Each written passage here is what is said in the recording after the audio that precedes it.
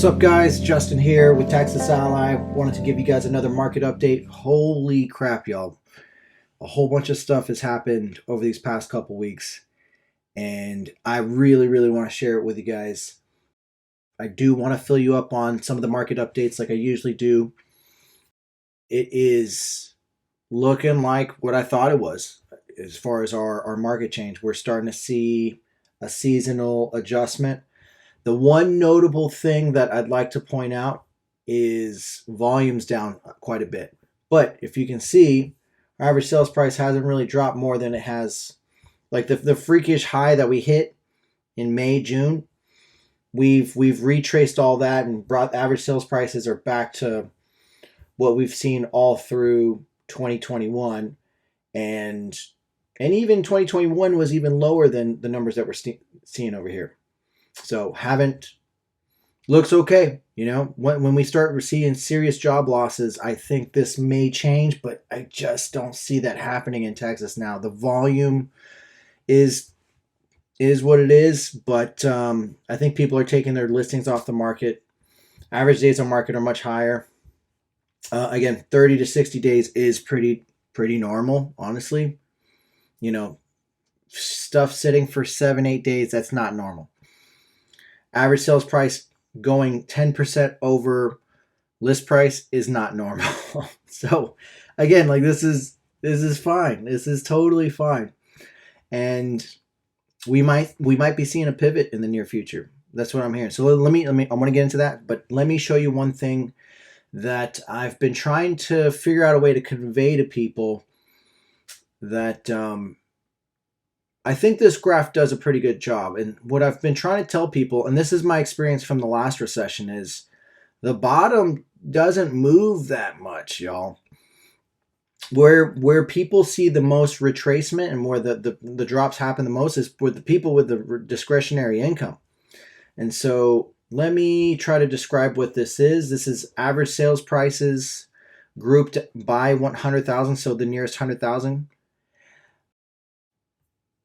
In 2 time periods. March, so the blue is March, and then October is orange. I mean, Halloween, that's what I was thinking in my head. And I just want to show you what the distributions look like. And so this is a running 2-month average right here. Orange, same thing. And what you'll notice is the average moved back. It's a I forget what kind of skew this is. I think it's called a negative skew. So it's like it's heavy on the lower side. And your upper end moved back significantly, but the average, you're actually seeing 400,000-500,000 volume still good, even though total volume is significantly less. Not significantly less, but actually let's count it up. Shoot. So 1,000 properties for October, and then let's see, 1,300. So 25% reduction in volume. And all of it chunking in that 400, 500, 600,000 range. And then everything above that, like it's just, that's where it's getting killed. The meat and potatoes, they're still trucking along, and they're plowing through those interest rates, which is crazy, you know. You know, people got to live somewhere. That's going back to what I'm telling you. Like if the jobs are there, you know, it ain't gonna move backwards far enough. And we'll see what's going to happen, because it looks like, from what I'm seeing, the Fed might be changing their tune. I know people are trying to say it's going to go forever, but Miss Brainerd, vice chair of the Federal Reserve, she's saying that, like, you know, we accomplished our goal, and we might need to start lowering interest rates. And there's a couple components to that. It's crazy. Like their job is absolutely insane. Like they're playing a game of triage with the entire economy, and also not just our economy. They're doing all this like currency competition with other currencies, and they got to make sure they can sell, you know, treasuries abroad. It's talk about high pressure. I wouldn't want their job, that's for sure. What they were trying to achieve was increase unemployment. They were trying to kill demand, and so they achieved their goal. You know, they're starting to see layoffs like they wanted. Facebook's laying off 11,000 people. Twitter laid off half their workforce. And there's a whole bunch of other ones, Facebook's not going to be filling out this skyscraper, this giant skyscraper that they were about to go bonkers in. They're going to sublease it. That's pretty crazy, man.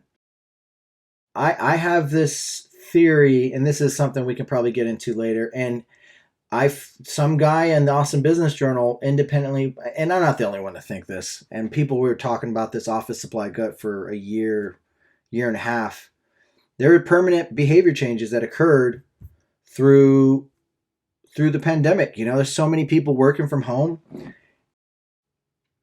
Let's say there's 10% of the workforce that just don't work in the office anymore. There's a 10% oversupply now of office spaces, and I'm hoping there's going to be some buying opportunities in the near future. I'm going to wait for about a year, and oh my goodness, this is going to be something interesting. Let's just put it like that. I'm excited because I'm looking for a new office. But okay, so we talked about interest rates. We're talking about the real estate market going. If you're an investor, I think this is where you focus, man. That 300 to 600,000 range. And if they lower interest rates again, people are just going to go bonkers all over again. Now, I can't speak for the rest of the economy, the rest of the country. The only state that I'm willing to confidently speak about is Texas, and mostly Austin. I mean, there's no other state in the country I'd rather be in than in Texas. It's just too many good things happening here. Even if some of these people are laying people off, all the company, we're still gaining jobs, and I'm waiting to see what the job numbers are going to look like end of the year. What we're going to come up with. Here's some wrenches in the news, man. Like unemployment's coming up, and like I think the Fed's going to be. They're trying to target 5%. I think that's like the colloquial target they're trying to get of gainful unemployment, where it's not distorting pricing and stuff. This happened literally today, and I'm curious to know if Fed changing their tune is related to this, because both of these came within a day of each other. Now this is crazy.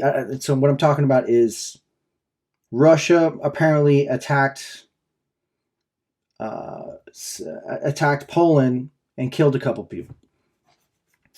And Poland is a part of NATO, like inner circle NATO. So they can call, and I think there are already calls for Article 5 saying, we've been attacked by Russia. We have to defend ourselves. And they're going to probably either use this as an excuse to directly escalate with Russia physically, or maybe the other thought that I had was they're going to use that threat of physical force to negotiate energy prices as they go into the winter. That's my guess. One or the other. We'll see. In other news, again, this is crazy. Like just the amount of craziness that's happened over this past week. FTX, I think it's the fourth largest crypto exchange, imploded.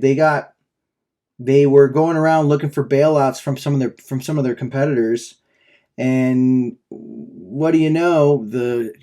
I think the guy's called CZ, the CEO of Binance, basically threw them under the bus and just destroyed their reputation and initiated a bank run on FTX. And so, if you don't know the story, as of what I understand of it, FTX was trying to basically operate like a bank, and they were lending on their customers' deposits in the exchange, and they were overextended. And when the market just shifted just a little bit, just enough, their house of cards kind of fell to shit. And unlike a bank, they don't have a central bank as a backstop. So this is going to encourage regulation, honestly. The only one that I know the only two that I think are worth their salt is Bitcoin. They're not even considered a currency because there's no one that controls them.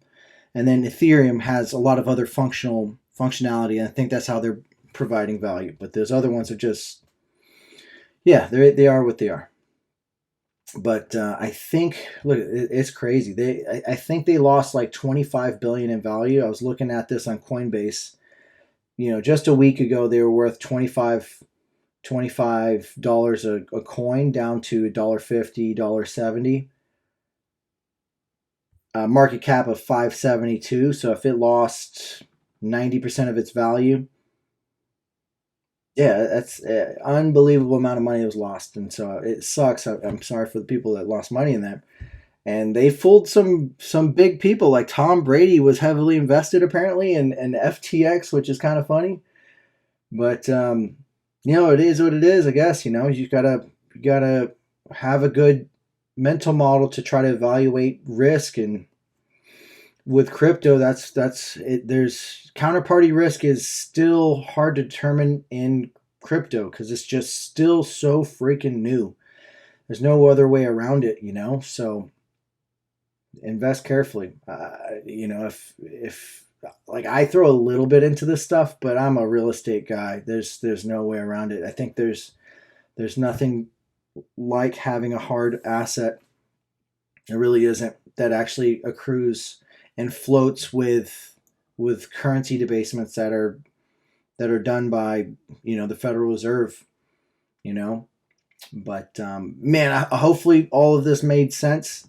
I think there's going to be the next few weeks are going to be incredibly interesting for crypto. There are probably going to be some other bank runs or crypto runs on some of these exchanges. I did get a very ominous questionnaire from Coinbase, like how much you plan to take out of our funds, and so like they're getting scared, man. If I was going to short anybody, I'd be shorting these cryptos, these exchanges. Maybe I said too much. I don't know, but yeah, if you have any questions, let me know. This is some crazy news, and yeah, I'll talk to you guys later.